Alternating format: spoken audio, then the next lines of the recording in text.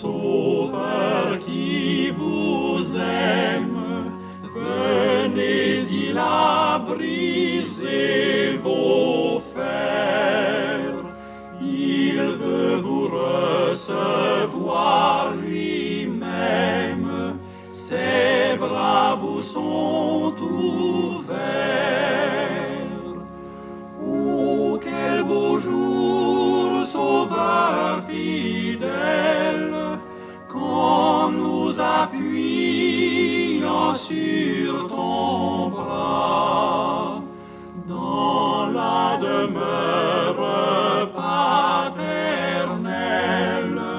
nous porterons nos pas. Chers bénis de Dieu, en ce dernier lundi du mois de mars, recevez nos meilleures salutations en Christ. Que la charité soit sans hypocrisie. Ayez le mal en horreur, attachez-vous fortement au bien. Par amour fraternel, soyez pleins d'affection les uns envers les autres. Par honneur, usez de prévenance réciproque. Ayez du zèle et non de la paresse. Soyez fervents d'esprit, servez le Seigneur. Romains 12, versets 9 à 11. Amen.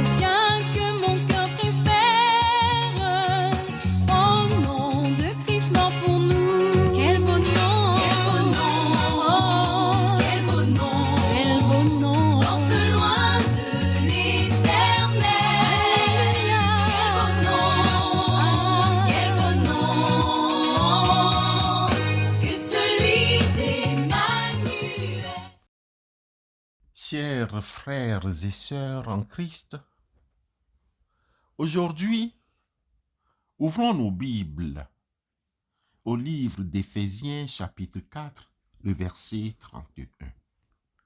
Éphésiens 4, 31.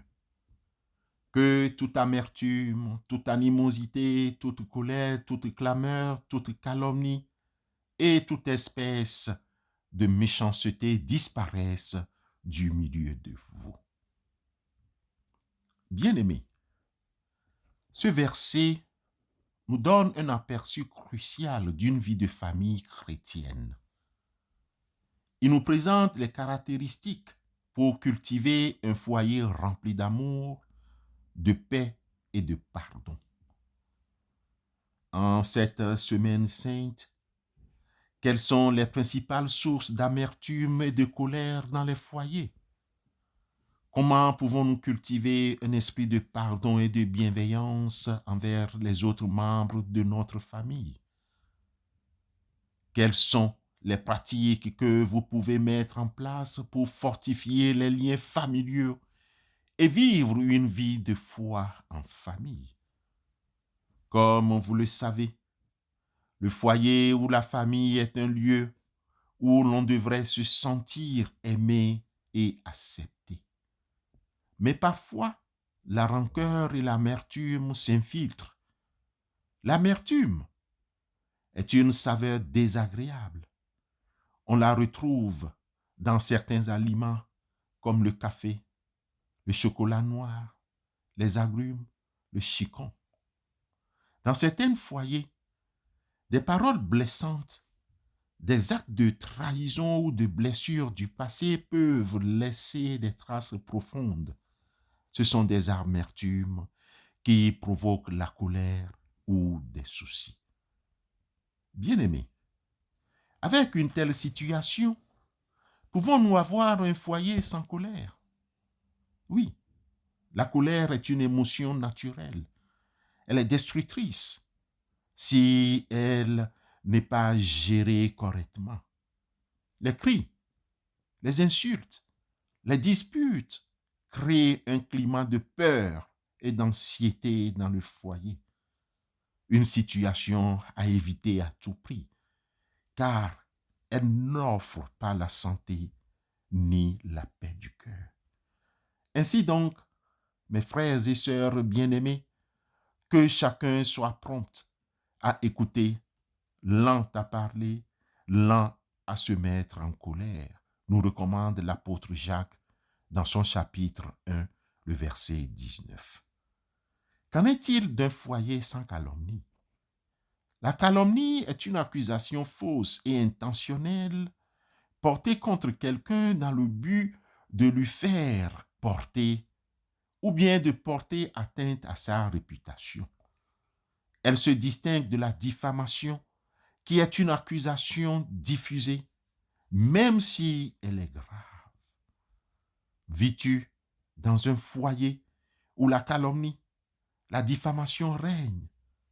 Fais tout pour nous contacter à effet de prier Dieu ensemble. Les paroles blessantes et les médisances peuvent empoisonner l'atmosphère d'un foyer. Il est important de cultiver un esprit de respect et de bienveillance envers les autres membres de la famille. Dieu, de la bouche du psalmiste, au chapitre 101, le verset 5, nous prévient. Celui qui calomnie en secret son prochain, je l'anéantirai. Celui qui a des regards hautains et un cœur enflé, je ne le supporterai pas. Psaume 101, verset 5. Bien-aimés, pourrions-nous avoir un foyer rempli de la restauration et du pardon? Le pardon est l'un des piliers d'un foyer chrétien. Il permet de guérir les blessures du passé et de restaurer la paix et l'harmonie. Le pardon chrétien est un acte de miséricorde et d'amour par lequel un chrétien renonce à la colère, au ressentiment et à la vengeance envers une personne qu'il a offensée. Il s'agit là d'une décision volontaire et gratuite de ne pas tenir compte du mal qui a été commis et de restaurer la relation avec l'offenseur. Vous pouvez nous répondre que c'est trop facile. Certes, c'est la réalité quotidienne, puisque le Maître sur la croix, après avoir supporté tout, dit « Père, pardonne-leur, car ils ne savent pas ce qu'ils font. » Ils se partagèrent ses vêtements en tirant au sort. Luc 23, verset 34. Bien-aimés frères et sœurs, de tout ce qui précède, nous sommes appelés pour notre bien-être sanitaire, spirituel et sur tous les plans à cultiver un foyer chrétien. Nous sommes appelés à enraciner notre vie en Christ. La source de l'amour, de la paix et du pardon se trouve en Christ Jésus. En le suivant et en l'imitant, nous pouvons transformer notre foyer en un lieu de grâce et de bénédiction. Essayons. Nous sommes appelés à communiquer ouvertement et avec respect. Il est important de pouvoir exprimer ses sentiments et ses besoins de manière claire et constructive. Nous sommes appelés à cultiver un esprit de service réciproque. Le foyer est un lieu où l'on se donne les uns aux autres. En servant avec amour et dévouement, nous contribuons au bien-être de tous. Nous sommes appelés, bien-aimés, à prier Dieu ensemble, à faire l'étude biblique quotidienne. La prière est un puissant moyen de fortifier les liens familiaux et de recevoir la grâce de Dieu. Somme toute, frères et sœurs, le foyer chrétien est un lieu unique où l'amour de Dieu peut se manifester de manière concrète en chassant l'amertume, la colère et la calomnie, et en cultivant le pardon et la bienveillance par le bien du Saint-Esprit. Nous pouvons créer un rave de paix pour notre foyer. Dans cet esprit, Ruth fait la prière suivante. Que l'Éternel vous fasse retrouver à chacune du repos dans la maison d'un mari. Et elle les baisa. Elles élevèrent la voix et pleurèrent. Ruth 1, verset 9. N'oublions pas, le foyer est un don précieux de Dieu. En prenant soin de ce don et en la nourrissant avec amour et attention, nous pouvons construire un foyer, une famille qui reflète la beauté et la grâce du royaume de Dieu, où règne la paix et la réussite. Amen.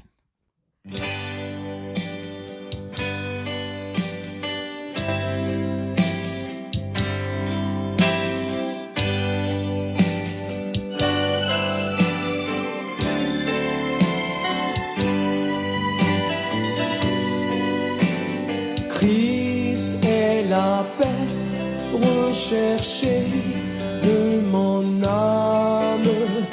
Ô Seigneur, soutiens ma foi. Christ est la paix recherchée de mon âme. Ô Seigneur, soutiens ma foi. Prends-moi, Seigneur, dans mon état. Dieu de Jacob soutient ma foi. Prends-moi, Seigneur, dans mon état. Dieu de Jacob soutient ma foi. Prions Dieu. Dieu Tout-Puissant, nous te remercions pour nous avoir créés et mis dans une famille. Protège nos familles et ses membres. Daigne écouter favorablement les prières que nous t'adressons. Quoi qu'il en advienne, notre Dieu, que ta volonté soit faite. Nous voulons te consacrer la vie de nos familles dans la situation où elles se trouvent aujourd'hui. Nous te consacrons notre passé, notre présent et notre futur, notre maison, notre travail et nos gestes les plus simples. Nous te consacrons nos joies comme nos épreuves, pour que l'amour dont tu nous as aimés nous garde en toi et demeure en nous à jamais, et pour que le feu de ton amour embrase le monde entier. Au nom de Christ éternel des armées, nous te prions. Amen.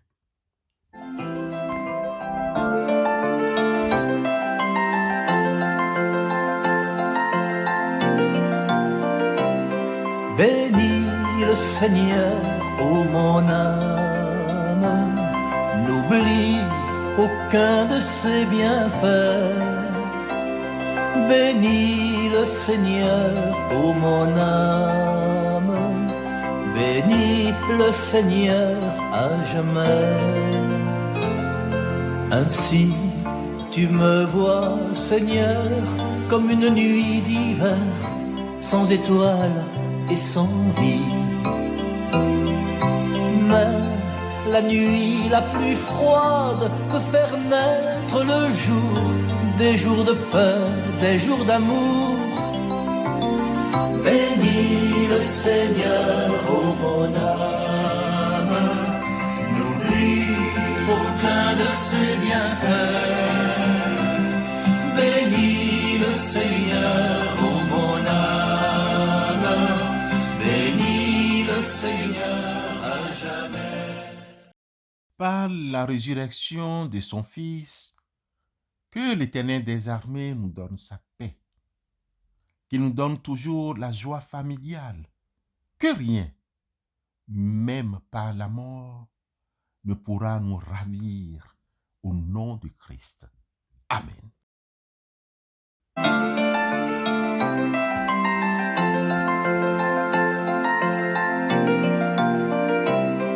Bénis le Seigneur, ô mon âme, n'oublie aucun de ses bienfaits. Bénis le Seigneur, ô mon âme, bénis le Seigneur à jamais. Ainsi tu me vois, Seigneur, comme une nuit d'hiver, sans étoiles et sans vie. Mais la nuit la plus froide peut faire naître le jour, des jours de peur, des jours d'amour. Bénis le Seigneur, ô mon âme, n'oublie aucun de ses bienfaits. Bénis le Seigneur, ô mon âme, bénis le Seigneur à jamais.